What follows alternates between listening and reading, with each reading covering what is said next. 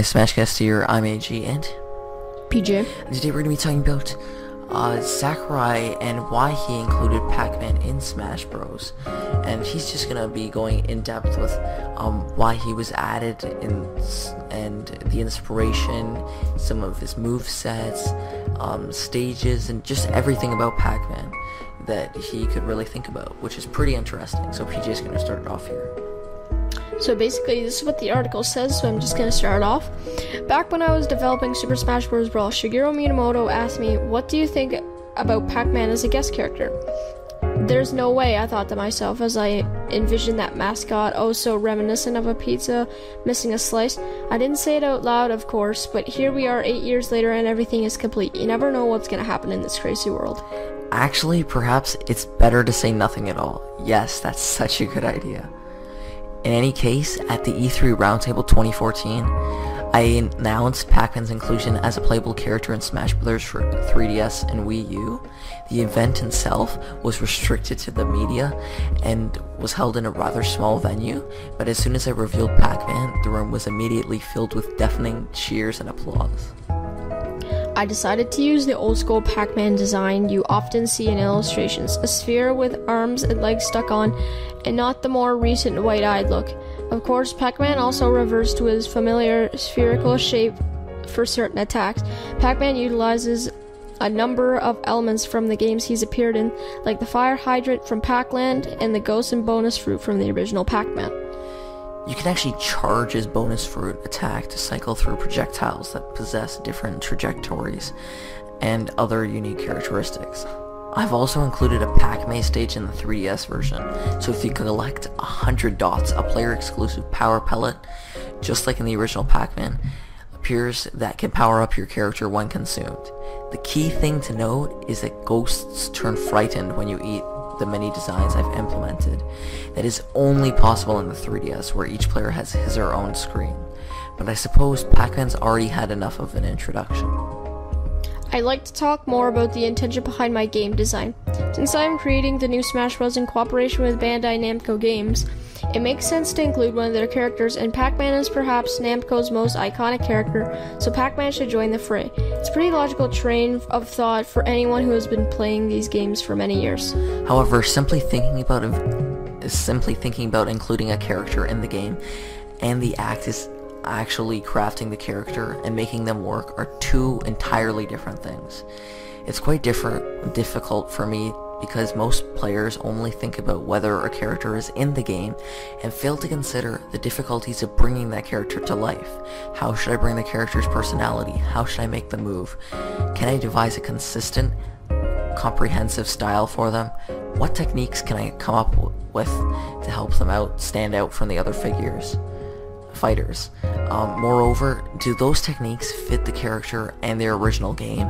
And above all, can I make the character fun to play?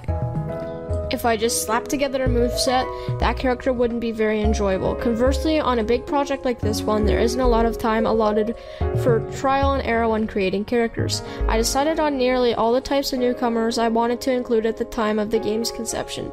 Pac-Man was, of course, also present in the game's incipient stages. During the initial design process, I thought long and hard about the number of things. But the most important thing was that I developed an idea of Smash in my mind and made sure not to stray too far from the concept.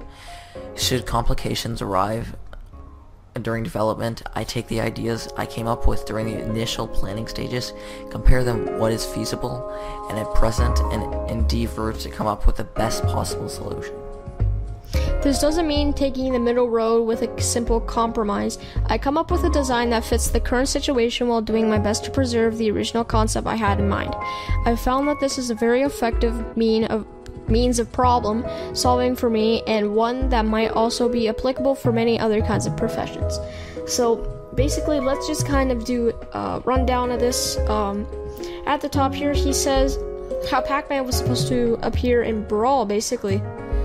But he didn't, and my personal opinion is that, Snake and Sonic were in, and at this point they were fine on third-party characters.